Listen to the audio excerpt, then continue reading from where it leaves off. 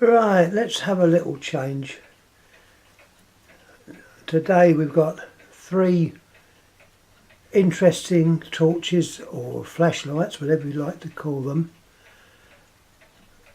Each one is quite old. We'll start with the longest one.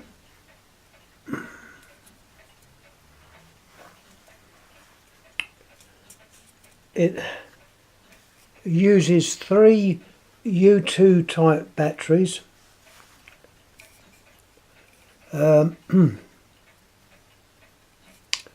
It's got no name on it whatsoever, which is a great pity. I was hoping that it had a name, but it hasn't. All it's got is a bit of patina. As you can see, it's because it's a few years old, it's got quite a lot of patina, but it's not rusty or anything, and it's still working. I put 3 U2s in, and lo and behold, it worked. Now these were called bullseye torches.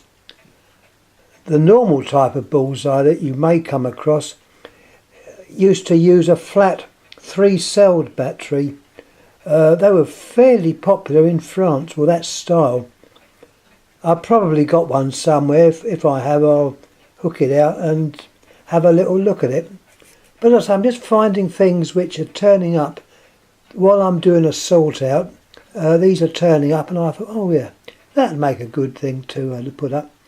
And I was going to put them up only one at a time, but I thought, no, that's just going to take too long. So I thought, by doing it this way, we can show you 3 different type of torches. The on-off switch is a bit weird. It's you've got your press one there, so that if you were doing Morse or something like that, or you can flip that over and just press it on the top. It doesn't lock on, so you would never actually leave it on and run the batteries down. It's got a normal torch bulb of that time, MES, miniature Edison screw. Looked at the bulb, and it's an English one. Whether that was the original, I don't know. I can't even remember where I picked it up from. Possibly a boot sale. But anyhow, it's a nice, interesting, and it's quite heavy as well. It's made of it looks like a non-ferrous metal, so it looks as if it won't rust. Inside the front of it, you've got a little reflector. It's not, I don't know if you can see it, probably can't, but there is a reflector in there. You can, as I say, a normal bulb screw in. Anyhow, putting that one down. If there's any questions, please ask. Now, another type of bullseye torch is this one here. Now, I must apologise for it being in bits.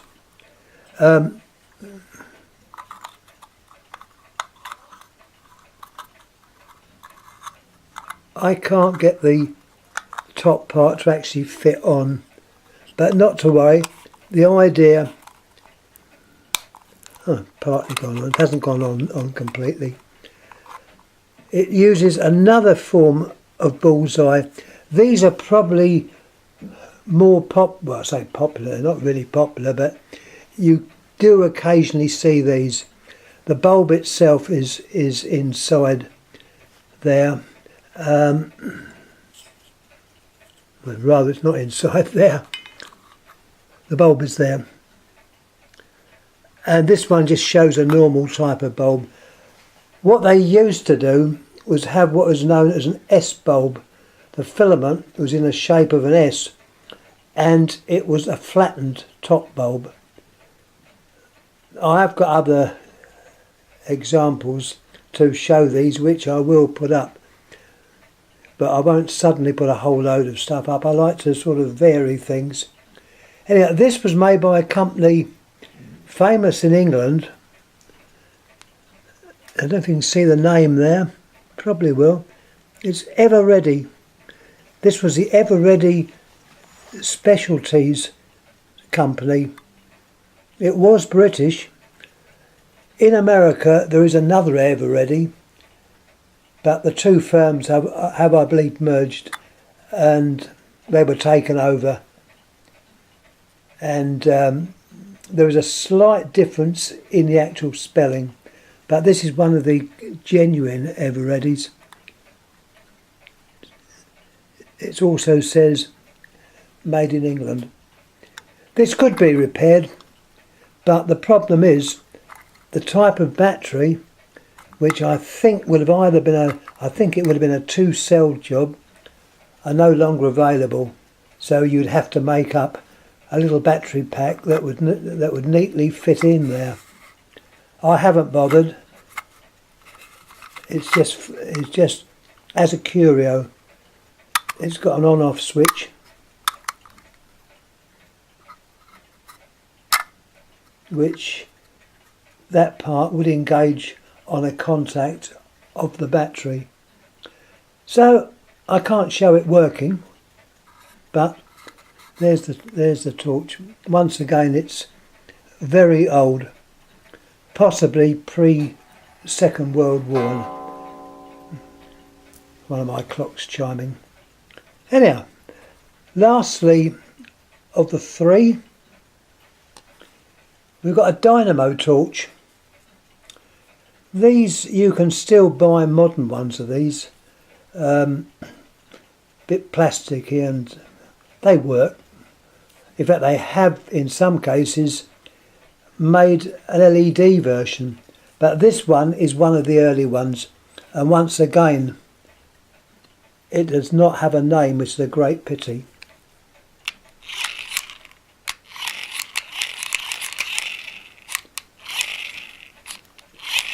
The filament of the bulb in here looks like a single wire. It's not coiled at all. It's possibly about 2.2 volts.